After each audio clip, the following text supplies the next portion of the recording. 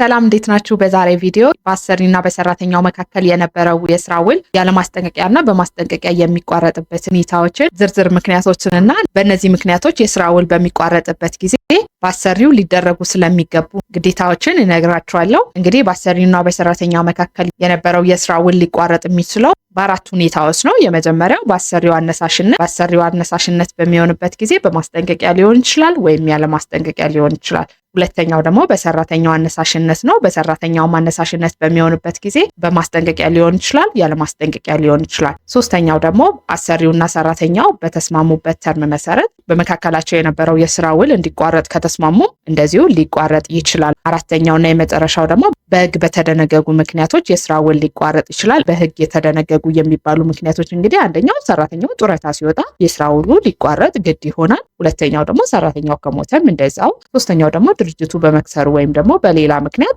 በዘለቄታው ከተዘጋም የስራ ውሉ ሊቋረጥ ግድ ይላል። አራተኛው ከፊል ወይም ደግሞ ዘላቂ የአካል ጉዳት ሰራተኛው ላይ በመድረሱ ምክንያት ስራውን መስራት እንደማይችል በሕክምና ቦርድ ከተረጋገጠ እንደዚሁ በመካከላቸው የነበረው የስራ ውል ሊቋረጥ ይችላል። እንግዲህ ዛሬ የምናየው በማስጠንቀቂያና ያለ ማስጠንቀቂያ የስራ ውል ሊቋረጥ የሚችልባቸው ሁኔታዎች ከነዚህ ከአራቱ ሁኔታዎች ውስጥ በአሰሪው አነሳሽነት ሊሆን ይችላል ወይም ደግሞ በሰራተኛው አነሳሽነት ሊሆን ይችላል። ስለዚህ ሁለቱን ነው የምናያቸው። የመጀመሪያውን ስንመለከት በአሰሪው አነሳሽነት ነው። በአሰሪው አነሳሽነት የስራ ውል ሊቋረጥ የሚችለው በማስጠንቀቂያ ሊሆን ይችላል ወይም ደግሞ ያለ ማስጠንቀቂያ ሊሆን ይችላል። እንግዲህ በአሰሪና በሰራተኛ መካከል የስራ ውል በሚደረግበት ጊዜ በጽሁፍ ሊሆን ይችላል ወይም ደግሞ ያለ ጽሁፍ ሊሆን ይችላል። በጽሁፍም ሆነ ያለ ጽሁፍ ተደረገ የስራ ውሉ ሰራተኛው በአሰሪና በሰራተኛ ህጉ ላይ የተሰጡትን መብቶች ሊያሳጣው አይችልም። የግድ በጽሁፍ መሆን አለበት የስራ ውል ተብሎ አይገደድም። ነገር ግን የስራ ውሉ የሙከራ ጊዜ እንዲኖር አስፈላጊ ነው ብሎ ካመነበት አሰሪው የግዴታ የሙከራ ጊዜ ስለመኖሩ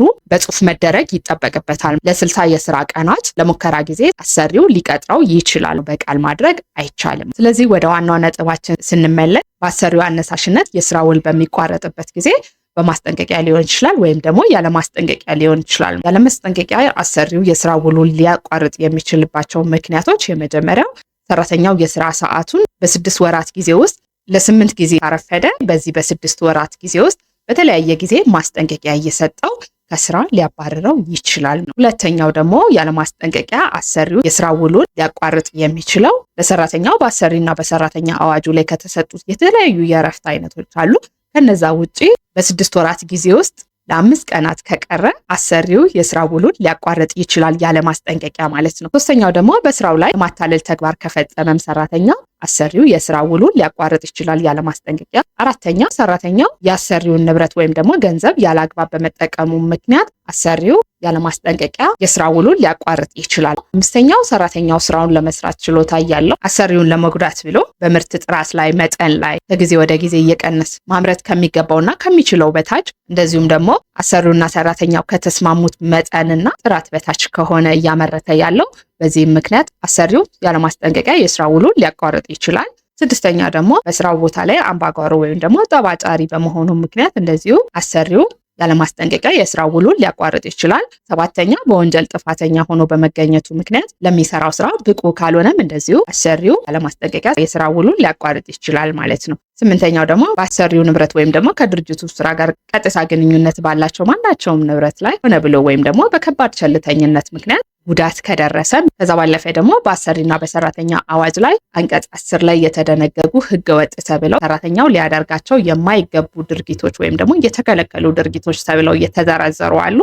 እነሱን ድርጊቶችንም ከፈጸመ ሰራተኛው አሰሪው ያለ ማስጠንቀቂያ የስራ ውሉን ሊያቋርጥ ይችላል። ሌላኛው በሰራተኛው ላይ ከ30 ቀናት ለሚበልጥ ጊዜ የእስራት ፍርድ ተፈረደበትም ያለ ማስጠንቀቂያ አሰሪው የስራ ውሉ ሊያቋርጥ ይችላል ነው። በነገራችን ላይ የእስራት ፍርዱ የተፈረደበት ከ30 ቀናት በታች ከሆነ የስራ ውሉ ታግዶ ይቆያል እንጂ የስራ ውሉ አይቋረጥም። ከ30 ቀናት በላይ ከሆነ ግን ያለ ማስጠንቀቂያ አሰሪው የስራ ውሉን ሊያቋርጠው ይችላል። ከዛ ውጭ ደግሞ ሰራተኛውና አሰሪው በውላቸው ወይም በስምምነታቸው ያለ ማስጠንቀቂያ የስራ ውል ሊያቋርጥ ይችላል ብለው ያስቀመጧቸው ምክንያቶች ካሉ እነዛ ምክንያቶች በተፈጸሙ ጊዜ ወይም በተደረጉ ጊዜ አሰሪው ያለ ማስጠንቀቂያ የስራ ውሉን ሊያቋርጥ ይችላል። በእነዚህ ምክንያቶች አሰሪው የስራ ውሉን በሚያቋርጥበት ጊዜ የስራ ውሉን ማቋረጥ የሚችለው በጽሁፍ ነው። በዚህ ጽሁፍ ላይ ደግሞ የስራ ውሉን የሚያቋርጥበትን ምክንያትና የስራ ውሉ የሚቋረጥበትን ቀን ጠቅሶ መጻፍ ይጠበቅበታል። ስለዚህ ሰራተኛውን መጀመሪያ ላይ ሲቀጥረው የስራ ውሉ አስቀድሜ እንደነገርኳችሁ በጽሁፍ ሊሆን ይችላል፣ በቃል ሊሆን ይችላል። ነገር ግን የስራ ውሉን ያለማስጠንቀቂያ በሚያቋርጥበት ጊዜ ግን በቃል ማድረግ አይችልም ነው፣ የግድ በጽሁፍ መግለጽ ይጠበቅበታል። ጽሁፉ ላይ ደግሞ ምክንያቱንና ቀኑን ማሳወቅ ይጠበቅበታል አሰሪው ያለማስጠንቀቂያ የስራ ውሉን በሚያቋርጥበት ጊዜ። ከዛ ባለፈ አሰሪው የስራ ውሉን በእነዚህ ምክንያቶች የማቋረጥ መብቱ እነዚህ ድርጊቶች ወይም ደግሞ እነዚህ ምክንያቶች ከተከሰቱበት ጊዜ ጀምሮ እስከ 30 ቀናት ድረስ ብቻ ነው ይህንን መብቱን አሰሪው መጠቀም የሚችለው።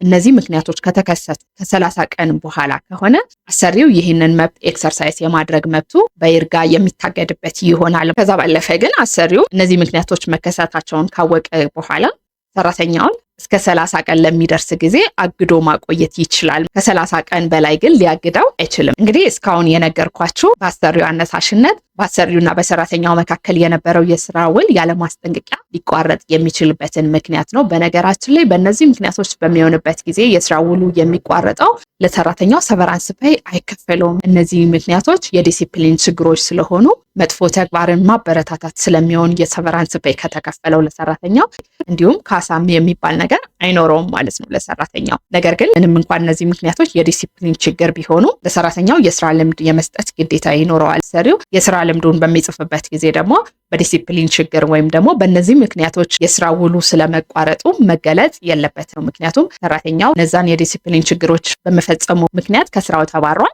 ወይም የስራ ውሉ ተቋርጧል። ስለዚህ ይሄ በራሱ ቅጣት ነው። ኦልሬዲ ለዛ ጠፋው ጥፋት ተቀጥቷል። የስራ ልምዱ ላይ ግን የተባረረበትን ወይም ደግሞ የስራ ውሉ የተቋረጠበትን ምክንያት ከጻፈ ሰራተኛው እድሜ ልኩን እንዲቀጣበት ነው የሚያደርገው ነው። ስለዚህ ለአንድ የዲሲፕሊን ችግር ምክንያት ሰራተኛው እድሜ ልኩን መቀጣት ስለማይኖርበት አንደኛ፣ ሁለተኛ ደግሞ ሰራተኛው በጊዜ ሂደት ራሱንም ሊቀየር ስለሚችል ወይም ደግሞ እነዚህን የዲሲፕሊን ችግሮች ሊያርም ስለሚችል ሁልጊዜ አብሮት ከሱ ጋር ሊኖር የሚችለውን ነገር በስራ ልምዱ ላይ መገለጽ የለበትም ማለት ነው። እንግዲህ የስራ ልምድ ደብዳቤ በሚጻፍበት ጊዜ በትንሹ 3 ነገሮች ተጠቅሰው እንዲጻፉ የአሰሪና የሰራተኛ ህጉ ያስገድዳል።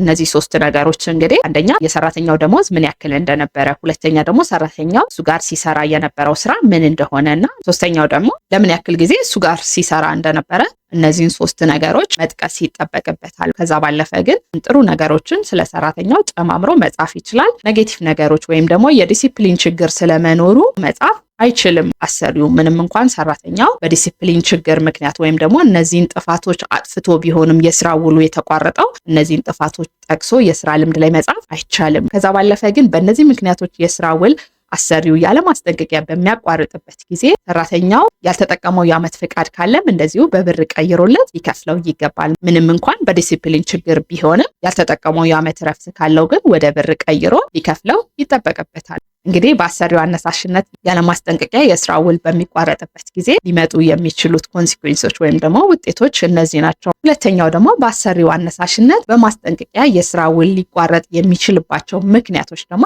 2 ዋና ዋና ናቸው። አንደኛው በሰራተኛው ችሎታ ማጣት ወይም ደግሞ በሰራተኛ ሁኔታ ምክንያት ነው። ሁለተኛው ደግሞ በድርጅቱ የስራ ሁኔታ ወይም ደግሞ የስራ እንቅስቃሴ ምክንያት ነው። እንግዲህ በሰራተኛው ችሎታ ማጣት ምክንያት ሲባል የመጀመሪያው ሰራተኛው የተመደበለትን ስራ ለማከናወን ችሎታው እየቀነሰ በሚሄድበት ጊዜ ይህንንም ችሎታውን ለማዳበር ሲል አሰሪው የተለያዩ ስልጠናዎችን አዘጋጅቶለት በነዛ ስልጠና የሰራተኛው ችሎታ ለስራው ብቁ ሆኖ ካልተገኘለት በማስጠንቀቂያ የስራ ውሉን ሊያቋርጥ ይችላል አሰሪው። ሌላኛው ደግሞ የሰራተኛው ጤንነት በመታወክ ወይም ደግሞ የአካል ጉዳት በመድረሱ ምክንያት የተሰጠውን ስራ ለመስራት ወይም ግዴታውን ለመፈጸም ለዘለቄታ የማይችል ሆኖ በሚገኝበትም ጊዜ አሰሪው የማስጠንቀቂያ ጊዜ በመስጠት የስራ ውሉን ሊያቋርጥ ይችላል። ሶስተኛው ደግሞ ድርጅቱ ወደ ሌላ ቦታ ሲዘዋወር ሰራተኛው ወደ ሌላ ቦታ ተዘዋውሮ ለመስራት ፍላጎት ከሌለው እንደዚሁ በማስጠንቀቂያ አሰሪው የስራ ውሉን ሊያቋርጥ ይችላል። አራተኛው ሰራተኛው የያዘው የስራ መደብ በበቂ ምክንያት ሲሰረዝና ሰራተኛውን ወደ ሌላ ቦታ ለማዘዋወር የማይቻል በሚሆንበትም ጊዜ እንደዚሁ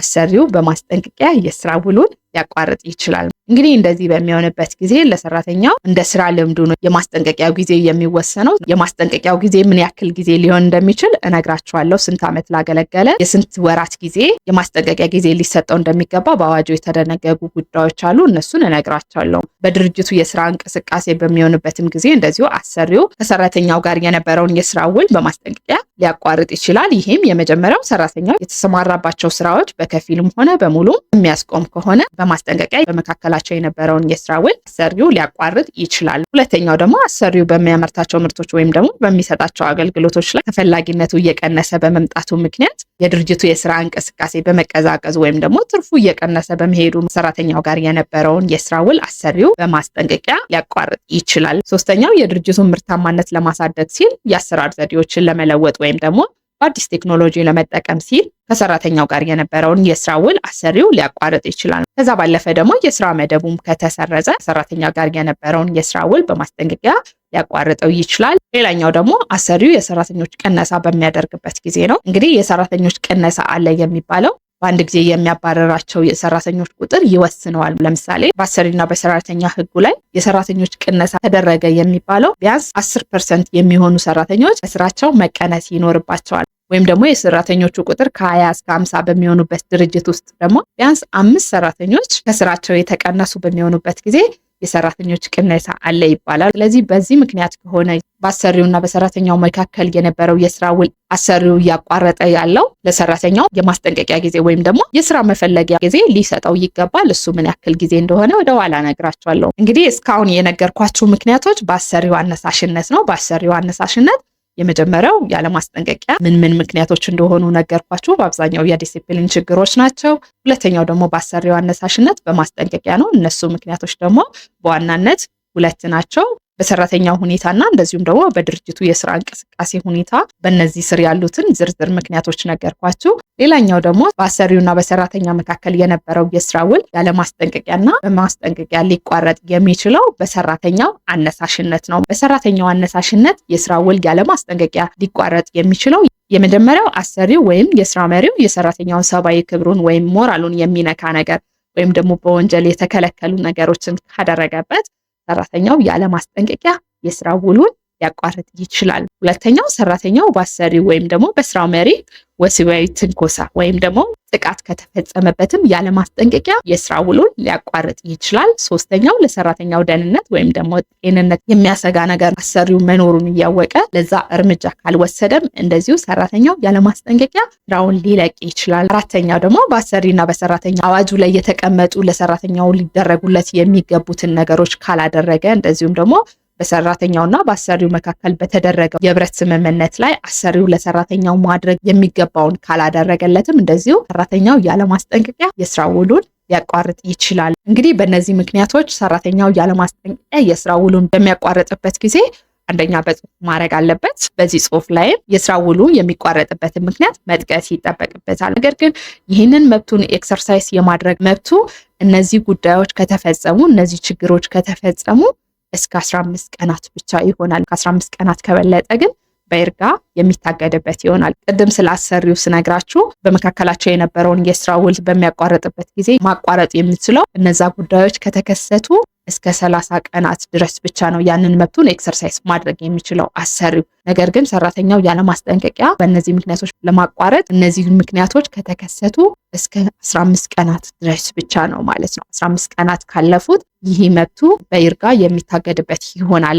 ሁለተኛው ደግሞ በሰራተኛው አነሳሽነት የስራ ውል ሊቋረጥ የሚችለው በማስጠንቀቂያ ነው። ሰራተኛው በማስጠንቀቂያ የስራ ውሉን ሊያቋርጥ የሚችልባቸው ምክንያቶች ደግሞ ሰራተኛው ያለማስጠንቀቂያ የስራ ውሉን እንዲያቋርጥ ከተፈቀዱለት ምክንያቶች ውጭ ያሉት የ1 ወር የማስጠንቀቂያ ጊዜ ለአሰሪው በመስጠት በማንኛውም ምክንያት የስራ ውሉን ሊያቋርጥ ይችላል። ቀድሜ ከዘረዘርኩላችሁ ያለማስጠንቀቂያ የስራ ውሉን ሊያቋርጥ ከሚችልባቸው ምክንያቶች ውጭ ያሉ ሰራተኛው ስራውን የመልቀቅ ወይም ደግሞ የስራ ውሉን የማቋረጥ መብት አለው። ይህንንም በሚያደርግበት ጊዜ የ1 ወር የማስጠንቀቂያ ጊዜ ለአሰሪው ሊሰጠው ይገባል። እንግዲህ ሁለቱም አሰሪውም ሆነ ሰራተኛው ማስጠንቀቂያ በሚሰጡበት ጊዜ በጽሁፍ ማድረግ አለባቸው። በዚህ በጽሁፉ ምክንያቱንና ቀኑን መግለጽ ይጠበቅባቸዋል።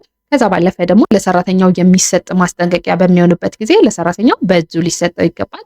ሰራተኛውን ማግኘት ካልተቻለ ደግሞ ለ10 ተከታታይ ቀናት ቦርድ ላይ በሚታይ ቦታ ሊለጠፍ ይገባል። ሌላኛው በሰራተኛው የሚሰጥ ማስጠንቀቂያ በሚሆንበት ጊዜ ለአሰሪው ወይም ደግሞ ለአሰሪ ወኪል መስጠት ይጠበቅበታል።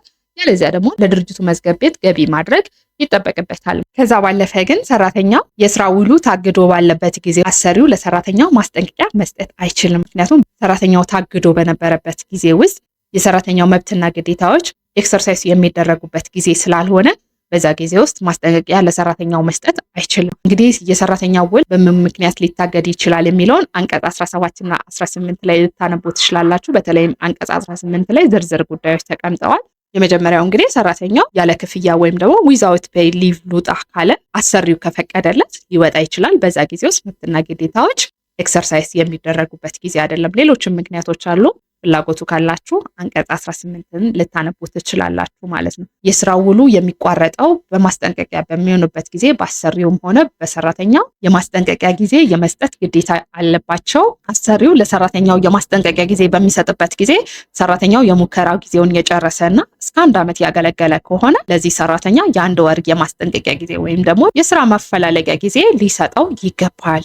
ከዛ ባለፈ የሰራተኛው የስራ ልምድ ከ1 ዓመት እስከ 9 ዓመት የሚሆን ከሆነ የ2 ወር የስራ ማፈላለጊያ ጊዜ ሊሰጠው ይገባል። ነገር ግን የሰራተኛው የስራ ልምድ ከ9 ዓመት በላይ ያገለገለ ከሆነ የ3 ወር የማስጠንቀቂያ ጊዜ ለሰራተኛው ሊሰጠው ይገባል ማለት ነው። ከዛ ውጪ ደግሞ የሰራተኞች ቅነሳ በሚኖርበትም ጊዜ ቅድም እንደነገርኳችሁ የሰራተኛ ቅነሳ አለ የሚባለው የቁጥር ገደብ አለው። እንደዚህ በሚሆንበት ጊዜ ደግሞ ሰራተኛው ስንትም ዓመት ያገለገለ ይሁን የሙከራ ጊዜውን ከጨረሰ የሰራተኛ ቅነሳ በመደረጉ ምክንያት ከሆነ የስራ ውሉ የተቋረጠበት የ2 ወር የስራ ማፈላለጊያ ወይም ደግሞ የማስጠንቀቂያ ጊዜ ለሰራተኛው ሊሰጠው ይገባል። በነገራችን ላይ በማስጠንቀቂያ ጊዜ ውስጥ ጊዜው እንግዲህ እንደነገርኳቸው 1 ወር ሊሆን ይችላል፣ 2 ወር ሊሆን ይችላል፣ 3 ወር ሊሆን ይችላል። ስለዚህ በዚህ ጊዜ ውስጥ ግን የሰራተኛው መብትና ግዴታዎች እንደተጠበቁ ነው የሚሆኑት። እንደ ማንኛውም ሰራተኛ መብቱን ኤክሰርሳይዝ ያደርጋል፣ ግዴታውንም የመወጣት ኃላፊነት ይኖርበታል ማለት ነው። ከዛ ባለፈ ደግሞ የስራ ውል በሚቋረጥበት ጊዜ ሰራተኛው በዲሲፕሊን ምክንያት ከሆነ ሰቨራንስ ፔይ እንደማይገባው ነግሬያቸዋለሁ።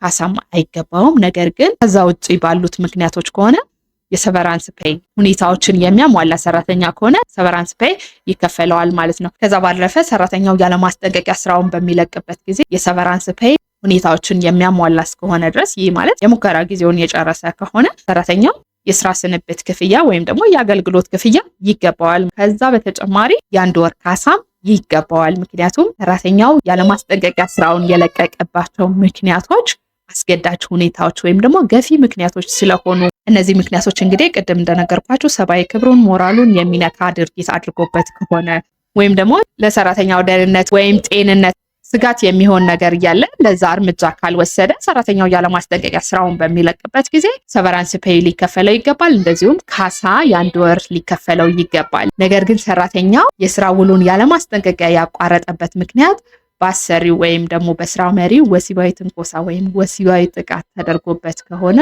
የ3 ወር ደሞዙን በካሳ መልክ አሰሪው አገልግሎት ክፍያው በተጨማሪ ለሰራተኛው ሊከፍለው ይገባል። ከዛ ውጭ ግን ድርጅቱ በመክሰሩ ወይም ደግሞ በሌላ ምክንያት ለዘለቄታው ከተዘጋ እንደዚሁም ደግሞ በሰራተኞች ቅነሳ ምክንያት ከሆነ የስራ ውሉ የተቋረጠበት ሰራተኛው ከሰቨራንስ ፔይ ወይም ደግሞ ከአገልግሎት ክፍያ በተጨማሪ የ2 ወር ደሞዙ በካሳ መልክ ሊከፈለው ይገባል ነው። የዓመትና የስራ ልምድ በማንኛውም ሁኔታ የስራ ውል በሚቋረጥበት ጊዜ የስራ ልምድ ለማንኛውም ሰራተኛ መስጠት ግዴታ ነው። የስራ ልምዱን በሚጻፍበት ጊዜ መሟላት የሚጠበቅባቸው ጉዳዮችን አስቀድሜ ነግሬያችኋለሁ። ከዛ ባለፈ ደግሞ የዓመት ረፍትም ያልተጠቀመው ካለ የስራ ውሉ ከተቋረጠበት በገንዘብ ተቀይሮ ለሰራተኛው ሊከፈለው ይገባል። ለማንኛውም ሰራተኛ በዲስፕሊን ምክንያትም ሊሆን ይችላል። በማንኛውም ምክንያት የስራ ውሉ ከተቋረጠ ያልተጠቀመው የዓመት ረፍት ካለው ለሰራተኛው ግዴታ ይሰጣል ማለት ነው። ኮንዲሽን ውስጥ የሚገባው ነገር የሰቨራንስ ፔይ እና ካሳ ነው እንጂ የዓመት ረፍትና የስራ ልምድ ለማንኛውም ሰራተኛ ሊሰጥ የሚገባ ነው የስራ ውሉ እስከተቋረጠ ድረስ ማለት ነው። እንግዲህ ለዛሬ ያስኩላችሁ ቪዲዮ ይህንን ይመስላል። ከቪዲዮ ከተጠቀማችሁ ከተማራችሁበት ላይክ፣ ሼር አድርጉ። ጥያቄ ካላችሁ ደግሞ ኮሜንት ላይ ጻፉልኝ። ሌላ እንዲሰራላችሁ የምትፈልጉት ርዕስ ካላችሁም እንደዚሁ በኮሜንት ልታሳውቁ ትችላላችሁ። አብራችሁኝ ስለቆያችሁኝ አመሰግናለሁ። ቻው።